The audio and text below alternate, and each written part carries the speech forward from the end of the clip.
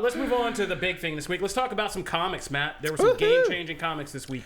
Wonder Woman number 800. Yeah, it was a big. This was hard to actually narrow down which books because as we'll get into the Rex, there was great ones across the board. Wonder Woman 800 ends the current Becky Cloonan run, and then in the epilogue sets up the next run, which is going to be, if you go and watch our wonderful interview with Tom King, is going to be the next creative team to take over. So we're setting up Trinity and all that. But the majority of the book is kind of this. Kind of full circle wrap up moment for Diana. It really goes back and looks at the effect she's had on all these other characters, one in the Wonder Woman universe, but also Superman, Batman, and in that it succeeds. I actually there's moments of this I really enjoyed, especially the Batman section. That was nice. That was a really good, and the Superman one's good. And I mean, they started off on a really good foot. Yes, with Yara. And I was like, okay, well, so the best part of this book is that number one, we saw Yara again. Number two, the artwork is amazing on that sequence, and it just goes to show. I looked at that back and forth between her and Diana. I was like, where is her freaking book? Like, this character needs. I didn't even need her to have a book. I'm just like, why did we get robbed of more space and time to have? I mean. And we're going to get into my larger thing about this because I like Trinity and I already like this setup. I love it. I like what Tom King's doing with this future, and he's nuts with doing this and kind of setting up this future that makes you automatically go, okay, I'm already invested in this. And I'm already invested in this, the new Trinity of her, Damon, and John. Damian as Batman. Yeah. In his trench coat and all that. Phenomenal. He's amazing. Like, the dynamic between those three. Like, DC has already kind of sold me on that. Yeah. Like, I would want to follow this next gen of heroes.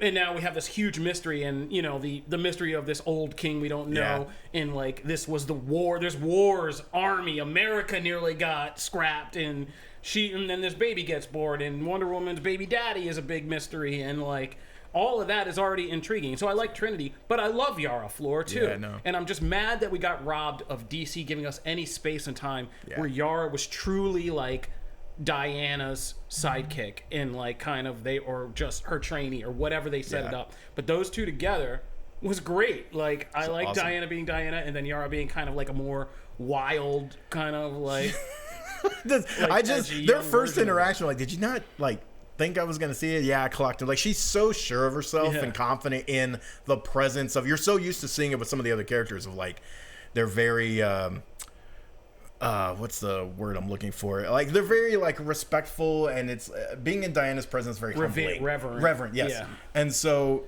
Yara is the complete opposite. She talks to her like she's known her for her entire life, and so it's wonderful to see that. But we get to see Donna Troy, Cassie. There's a lot of great Artemis. There's a lot of great characters in here. Some of it was a little long. There was parts.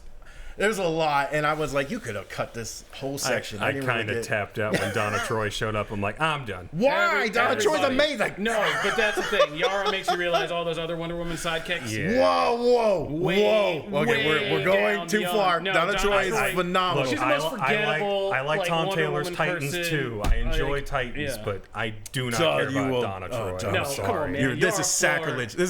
Donna Troy is phenomenal. Cassie, I feel that way about Cassie in a lot of ways, but so I can't hate. Everyone has their favorite, but I did think this was a little long. We get in the parts where I'm just like, okay, like I would have loved, especially after you read the epilogue, because the epilogue is so that had me from the very first panel to the last. I was glued, and I went, I want to read that now. Yeah, and so to have that kind of be the closer. I was like, I would have loved to. Can we get 4 more pages of that and like trim a little bit here? So as an ending, as a full circle moment, I like what it did. It's a little long, a little too talky at points, but I still really found a lot to love. Only, like we say, there's only 2 types of these kind of legacy number, like milestone issues. There's one where you're completing a story arc that's been taken place in a big kind of climactic way, and then there's the ones that you're doing like a retrospective on a hero. Batman 900 was kind of a combination of both. of those with its weird, crazy multiverse hopping story. But this was definitely a retrospective. Yeah, very much. So this was just about kind of making us celebrate Wonder Woman and what she means to all these different characters and stuff before giving us a cool new story to hook us back in. Yeah. But I'm in for this Tom King. I'm in for this new story. And and I want to see more. I hope they hop ahead and do things in the future with this kind of DC. If we can do Legion of Superheroes, why can't we do this? Right. And I hope at some point down the line, Trinity... The Wonder Woman universe is proven. You can have multiple characters. Nubia's doing great in her own series, and they're really starting to flesh her out. It can support multiple characters. I need Yara in something. I don't care what it is. It can be whatever type. Like, if you want to move her over to whatever the next Justice League is, which they've teased numerous times, do that. But I need Yara and stuff. I would even take an older Yara as like a mentor friend to Trinity. Like, that'd be... Yeah, I will take her... explain some of the attitude. I'd be like, oh, okay, yeah. Yeah, I need more of her in the books. Yeah, same here. And then moving over to Marvel, Ultimate Invasion. This feels so quick. It feels like we just talked about this announcement, and then they were like, yeah, it was. It's here. It's coming. It's like, we rushed it out so you can't get mad. Haha, here it is. So this is obviously Jonathan Hickman, Brian Hitch, and as a huge fan of the Maker, I am a giant fan of that character. Because it is honestly the most accurate version of Reed Richards. Oh, wow. Oh, my There's God. your fire. There's your fire. Wow. This is the best thing right here. There's a grenade today. There we go. It's just him living up to his actual, like what he is in life. So you are a Reed hater. I've always disliked Reed. So Maker steals this whole issue. This is really a Maker issue. Aside from a very quick but very good cameo from Miles and the Illuminati and some other things, this is really let's see how awesome Maker is at being lethal, at planning things out. You really get to see kind of how he thinks so far ahead. It's clear that Hickman is the only one who kind of really understands, like, that this evil version of Reed Richards should be like a serious universe. I think what they list him in the prison and his universal intelligence. Yeah, universal, but like universal threat. Like he's not just like, they always play the Maker as like a minor threat. He's like showing up in King in Black. Yeah, he's in the Venom book. Like, I'm just a random babysitter. Yeah, why? And it's just like, no, this guy, an evil Reed Richards, is definitely a threat to multiple realities. And so they did a great job. I mean, even the first couple pages, they the prison break sequence is fantastic and just and kind of gruesome in how he gets out and stuff. So then we get to the Miles scene, and that tends to be Miles is very in it very briefly, but I like the dynamic between them and how Miles is perfectly content to stay here and Maker's constantly teasing that, like, I want to go home. And then we get the big thing at the end, the kind of the showdown. And it's not really a showdown. It's really just Maker being able to deliver dialogue while everyone else just like tries to take him down and just having no luck. But the teases are there of him essentially restoring. He's going back to the Ultimate Universe, but a version of the Ultimate Universe that has not fully developed yet to when he left. And so he's able to, the big tease at the end, obviously, is Peter Parker and Spider-Man, and him being able to, like, stop the spider and go, like, man, he gives this, like, great speech of, like, oh, these things can have so many effects, and would it kill you? I don't know. Like, it goes through the whole thing, and I love it. And then also there's the tease of, like, maybe things play out. Certain things in history play out the same regardless of what you change.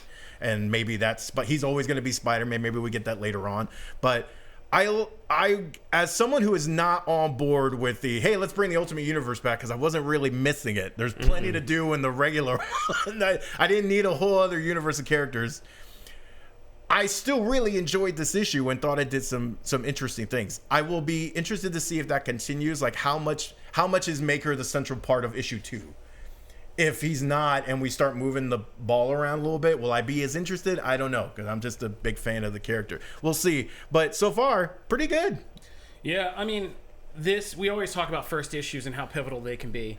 And this is what I like about an issue, is this is just a straight up, people are saying it's very cinematic, and it very much was, but Hickman is very clear cut. It's like, boom, here are the beats, and I'm presenting you with this, like, it's going to be complex and sci-fi and all this heady stuff, but I'm just going to present it to you in a very simple, straightforward way.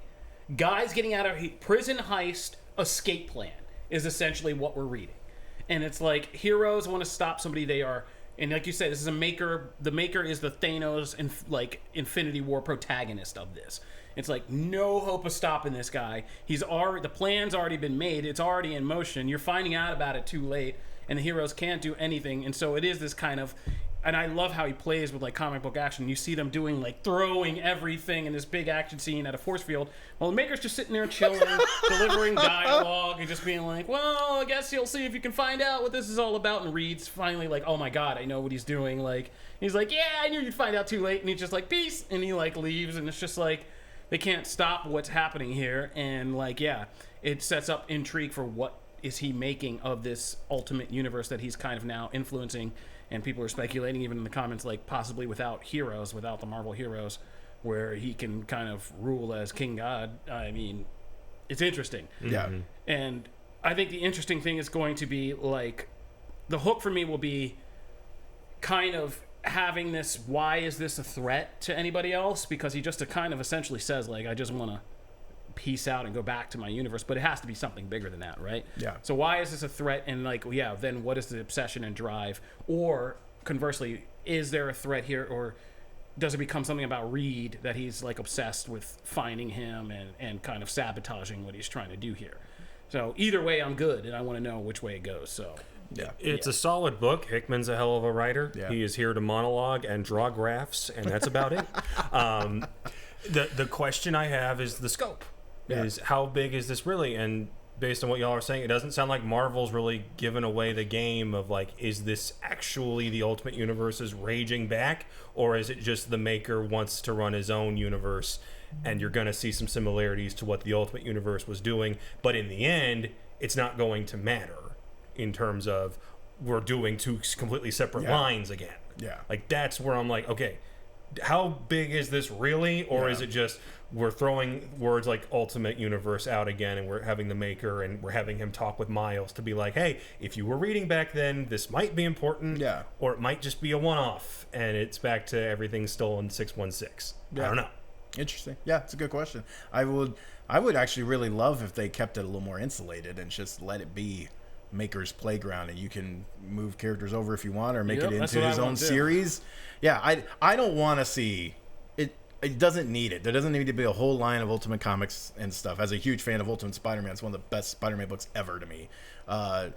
I don't need another one. Like you can just fix the one, fix the one you've got. You know what I mean? Yeah, I don't need a whole other line. That said, I do love the idea of just him being able to run wild and having new heroes pop up and make that a little ball that you get to play in and have new creators come in and mess with that. And I think that's fun. So I hope for that. That's the one I hope for.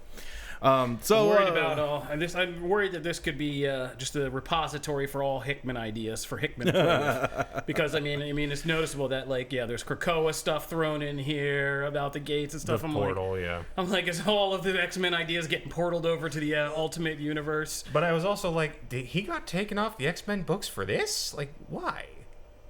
I don't think he got. No, I think he only had a limited run. He wanted to move. So the whole thing with X and House and then Reign was that he wanted the next one was going to be Fall, but Marvel didn't want to move, from reports and everything, Marvel didn't want to move on yet from that Reign era, because honestly books were doing really well. They were coming up with new ideas. They wanted to explore it more and get more out of it. So they weren't ready to move on yet. And he went, okay, here's the template for Fall. Here's the template for what the next chapter is. I'm going to go do something else, because you're not.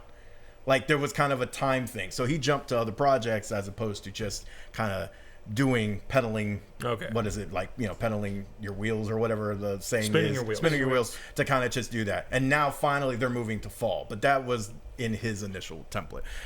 Real quick with Rex. So this really could just be the Tom Taylor recommendation thing. 2 out of 3 here. And I just noticed that it's all DC. But I read a lot of DC this week. Nightwing is fantastic. Nightwing 105 is all first person. It's all from Nightwing's point of view. Taylor's done this in other books of kind of just like trying a concept and just going the entire thing, a lot like the old Nuff Said issues and stuff.